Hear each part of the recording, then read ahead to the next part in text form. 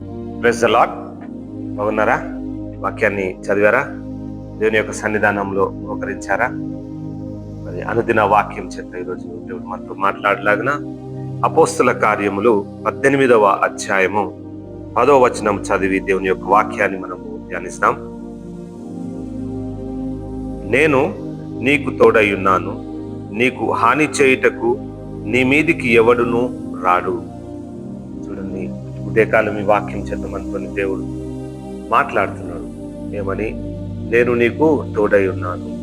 రాత్రి వేళ మీరు పడుకున్నప్పుడు ఎన్నో ఆలోచనలు, తలంపులు, ఏమి జరుగుతుందో రేపు జరగాల్సినటువంటి ప్రాజెక్ట్స్, ఏమి జరుగుతున్నదో రేపు జరగాల్సినటువంటి మీటింగ్లో దేవుడు నీతోనే మాట్లాడుతున్నాడు.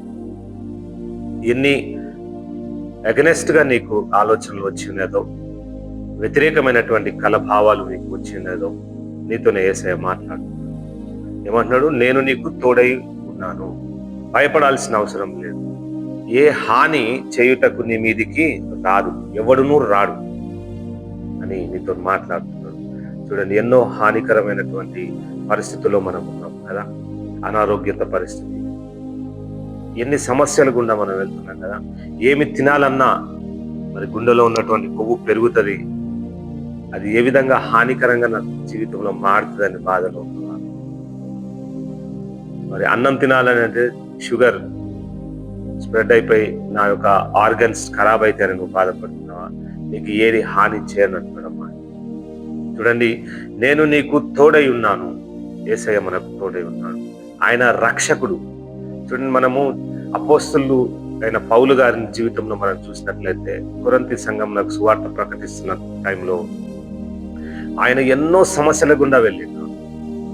కానీ దేవుడు ఆయన తోడు ఉండడం వల్ల ఆయన ఎంతగానో ప్రోత్సహించబడి సువార్త ప్రకటించుటకు, దేవుని పని పనిముట్టుగా వాడబడుటకు మనం చూస్తున్నాం కదా.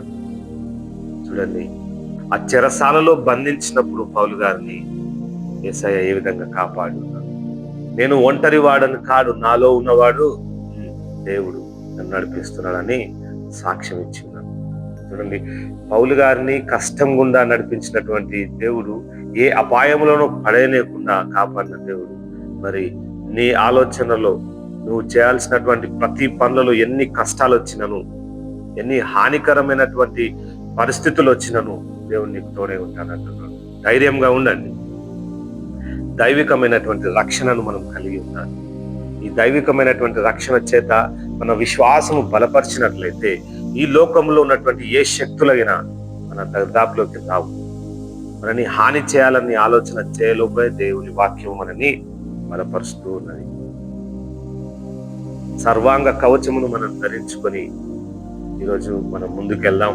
ఏ హానికరమైనటువంటి మన దరిదాపులోకి రాకుండా దేవుడు నిత్యం మనల్ని కాపాడుతూ వస్తూ ఉన్నాడు.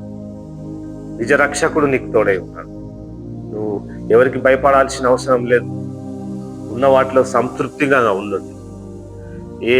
ఏ ఆహారాన్ని నువ్వు భుజిస్తున్నావో, ఏ కాలుష్యం ఉన్నటువంటి ప్రాంతంలో నువ్వు ఉండి ఉన్నావో, కాలుష్యమైనటువంటి ప్రాంతంలో నువ్వు పీల్చుకుంటున్నటువంటి ఆక్సిజన్ కానీ ఏదైనా సరే దేవుడు నీతోనే మాట్లాడుతున్నాడు. మంచి ఆరోగ్యం ఇస్తానంటున్నాడు. నువ్వు ఒకవేళ ఇండస్ట్రియల్ ఏరియాలో ఉండినటువంటి ఆక్సిజన్ నువ్వు పీల్చుకొని ఉంటున్నావా? పర్యావరణ మార్పుల చేత ఎప్పుడు సునామీ, సముద్రాల అలల చేత ఉంటున్నటువంటి కోస్టల్ ఏరియాలో నువ్వు ఉన్నావా? నీతో యేసయ్య మాట్లాడుతున్నాడు. ఏమంటున్నాడు? నీకు హాని చేయుటకు నీ మీదికి ఎవ్వడును రాడు. నీ ఎన్ని శత్రువులు వచ్చినను దేవుడు నీకు తోడై ఉంటున్నాడు. నీ రక్షకుడు, నీ నిజ రక్షకుడు నీకు తోడై ఉంటున్నాడు. భయపడాల్సిన అవసరం లేదు. ఎన్ని ప్రతికూలమైనటువంటి పరిస్థితుల గుండా నువ్వు వెళ్తున్నావా? నీకు దేవుడు తోడై ఉంటున్నాడు. అనుకూలంగా మార్చటకు దేవుడు సిద్ధంగా ఉన్నాడు. నమ్మండి, దేవుణ్ణి మీరు సొంత రక్షకుడిగా చూడండి. నువ్వు ఎన్నో రకమైనటువంటి హానికరమైనటువంటి ఈవులు చుట్టూ ఉన్నా, నువ్వు బంధకంలో ఉన్నా, నువ్వు బాధల్లో ఉన్నా, నువ్వు ఆపదలలో ఉన్నా, నువ్వు సమస్యల గుండా ఉన్నా, నీ శత్రువులు నిన్ను తరుముతూ వచ్చిన, బిజినెస్ లో లాస్ ఉన్నా, మరి దేవుడు నీకు తోడై ఉంటానంటున్నాను. నేను నీకు తోడయుందును, ఏ హాని చేయుటకు నీ మీదికి రాడు, ఎవరు రాడను. అనారోగ్యత నిన్ను హాని చేయలేదు, ప్రకృతి నిన్ను హాని చేయలేదు. కాలుష్యము ఉన్నటువంటి ప్రాంతంలో ఉన్న ఏ కాలుష్యము నిన్ను హాని చేయదు. మంచి ఆరోగ్యం చేత బలపరచబడాలి. ఈ వాక్యం చేత నీ హృదయ అంతరంగములో ఉన్నటువంటి సమస్యలను యేసయ్య మీద పెట్టండి. అప్పుడు ఆయన నిన్ను రక్షిస్తాడు. ఇది కృప నీకు నాకు మనందరికీ వాక్యం ఇచ్చుండగా బిడ్డల హృదయంలో గొప్ప నూతన కార్యం జరిగించాలని ప్రార్థన చేద్దాం. స్తోత్రం నాయన ప్రభా, నీకే వందనాలు, స్తోత్రాలు చెల్లించుకుంటున్నాం నాయన ప్రభా. మా రక్షకుడవైన దేవా నీకే స్తోత్రం. నేను నీకు తోడై ఉన్నాను అని చెప్పిన దైవమా నీకే స్తోత్రం. నీకు హాని చేయుటకు నీ మీదికి ఎవడును రాడు అని చెప్పిన దైవమా నీకే స్తోత్రం. అయినా అయ్యా, ఎన్నో సమస్యల గుండా మేము వెలుచుండగా మమ్మల్ని నడిపించి ఉన్నావు.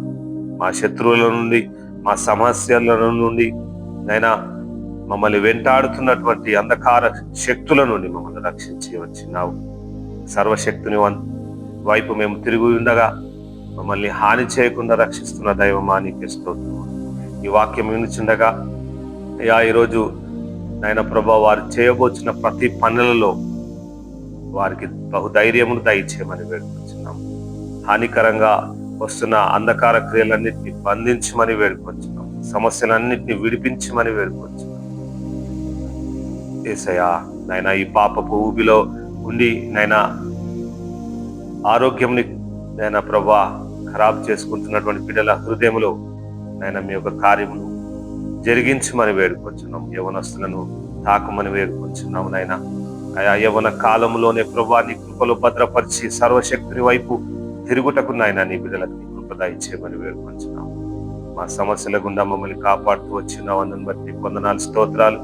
ఈ వాక్యం వినుచుండగా బిడ్డల హృదయంలో గొప్ప కార్యం జరిగించమని నేను వారి ఏ నైనా ప్రభా సమస్యల గుండా ఉండిచుండగా వారిని విడిపించమని నీ తట్టే కళ్ళెత్తుకొని ఉండగా వారిని రక్షించి కాపాడి బలపరచమని ఈ రోజంతయు గొప్ప మేళ్ల చేత దీవెనకరంగా ఉండుటకు నేను నీ కృప దయచేయమని వినిచినటువంటి హృదయములలో గొప్ప ఫలమును దయచేయమని నజరేయుడైన నమ్మదగిన యేసు నామములో వేడుకొంచున్నాము తండ్రి.